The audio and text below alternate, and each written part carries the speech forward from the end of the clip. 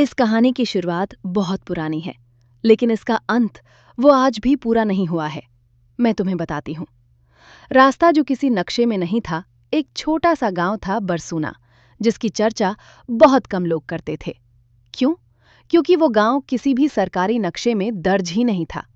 लोग कहते थे कि वहां पहुंचना बस संयोग है, जैसे कि तुम्हें कहीं और जाना हो और रास्ता अचानक मुड़कर किसी अनजान जगह पर ले जाए। कुछ ऐसा ही हुआ आरव और उसकी दोस्त सना के साथ। एक ट्रैक के दौरान उनका रास्ता भटक गया। फोन का नेटवर्क खत्म, जीपीएस गायब और चारों तरफ इतना घना जंगल कि दिन में भी अंधेरा लगे। घंटों चलने के बाद उन्हें एक टूटी फूटी लकड़ी की तख्ती दिखी, जिस पर लिखा था बरसूना, वापस मत मुड़ना। सना ने कहा, ये चेतावनी क्यों लग रही है? आरव ने हल्का हंसकर कहा, शायद गांव वालों ने मजाक में लगा दी होगी, क्योंकि उन्हें नहीं पता था कि कोई भी आदमी बरसूना में कदम रखे तो कभी वापस नहीं आता। गांव अजीब तरह से शांत था, जैसे हवा भी कदम दबाकर चल रही हो। घर पुराने लेकिन साफ, सब कुछ बहुत व्यवस्थित। लेकिन एक बात सबसे ज्यादा डरावनी थी। गांव के किसी भी इंसान के चेहरे पर मुस्कुराहट नहीं थी। सबके चेहरों पर सिर्फ सूनी आंखें और थकान। एक बूढ़ी औरत ने उन्हें अपने घर में जगह दी। रात के खाने पर उसने सिर्फ इतना कहा, जंगल की आवाजें मत सुनना, वो तुम्हारा नाम लेकर बुलाती हैं। सना डर गई, पर आरव बोला, कितनी अजीब मान्यताएं हैं इनकी। असल में वो जानता भी नहीं था कि कुछ ही घंटे में उसकी सारी हंसी गायब हो जाएगी। रात गहरी थी, इतनी गहरी कि कमरे में रखा अपना हाथ भी दिखाई न दे। अचानक सना ने आरव को जगाया। आरव, सुनो। उसकी आवाज कांप रही थी और सच में वहां कोई फुसफुसा रहा था, धीरे से, टूटी बिखरी आवाज में। सना, बाहर आओ। जैसे कोई जिसे उसका नाम बोलने का अभ्यास नहीं हो। आरव ने हिम्मत करके दरवाजा खोला।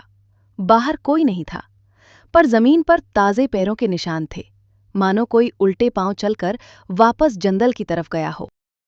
अगले दिन गांव वालों ने उन्हें घूरना शुरू कर दिया। उनकी गर्दन एक साथ घूमती, आंखें एक दिशा में टिकी रहती, मानो पूरा गांव एक ही दिमाग से चल रहा हो। आखिर एक बच्ची उनके पास आई और धीरे से बोली, यहां से भाग जाओ, इससे पहले कि रात बोलने लगे। आरव ने पूछा, यहां रात बोलती है? बच्ची ने सिर हिलाया। हाँ, और जो आवाज बोलती है वो इंसान नहीं, वो जंगल है। उस रात आवाज फिर आई। इस बार नाम आरव का था, आरव। लेकिन इसमें एक अजीब बात थी। आवाज बहुत पास से आ रही थी, जैसे कोई कमरे के कोने में खड़ा हो। आरव ने साहस करके टॉर्च ऑन की और जो दिखाई दिया वो पहली ट्विस्ट था। कमरे की दीवार पर किसी ने रात भर में उनके चेहरों के धुंधले चित्र बना दिए थे। लेकिन चेहरे में एक बात अलग थी। दोनों की आंखें काली थीं, बिना पुतलियों के। सना चीख पड़ी, ये कोई इंसान नहीं कर सकता। आरव ने विस्पर में कहा, शायद ये वही आवाज करती है। फैसला हुआ कि उन्हें भागना चाहिए। लेकिन जैसे ही वे गांव से बाहर निकले, जंगल चल रहा था। हाँ, पेड़ हिल नहीं रहे थे, बल्कि अपनी जगह बदल रहे थे, जैसे उन्हें बाहर निकलने नहीं देना चाहते हों। सना बोली, ये जंगल हमें जाने क्यों नहीं दे रहा? पीछे से वही बच्ची आ गई, क्योंकि तुम दोनों चुने गए हो। आरव चौंक गया, किस चीज के लिए? बच्ची ने घबराकर चारों तरफ देखा और कहा, जंगल अपने लिए नए चेहरे ढूंढता है। जो भी यहां आता है धीरे धीरे वही बन जाता है। तुम जितने चित्र दीवार पर लगे देखे, वो सब कभी तुम जैसे ही थे।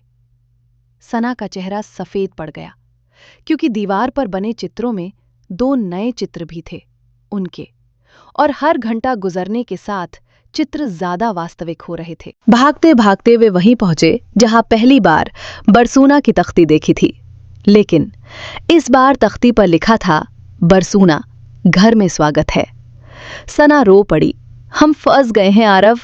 आरव ने चारों तरफ देखा और अचानक उसने कुछ महसूस किया। पेड़ों की परछाइयां उनके ही मुस्कुराते हुए चेहरे जैसे लग रही थीं। वो मुस्कुराहट जो गांव वालों के चेहरों पर नहीं थी, परछाइयों में थी, जंगल में थी। और तभी उनके पीछे से वही फुसफुसाती आवाज आई, अब तुम भी मुस्कुराओ। उन्होंने मुड़कर देखा और वहां कोई इंसान नहीं था, बस वही काली लंबी मुड़ी तुड़ी आकृति जिसके चेहरे पर फैली थी सबसे बड़ी, सबसे डरावनी मुस्कुराहट। लोग कहते हैं कि आज भी अगर कोई उस जंगल में जाए तो दो आवाजें अक्सर सुनाई देती हैं, एक लड़का और एक लड़की, धीरे से कहते हुए, कृपया हमें बाहर निकालो। पर जो भी उनकी आवाज सुने वो वापस कभी नहीं आता। कहानी यही रुकती है, लेकिन तुम्हें पता है, बरसूना की तख्ती आज भी कभी कभी नए रास्तों पर दिखाई देती है। शायद किसी दिन तुम भी उसे देखो।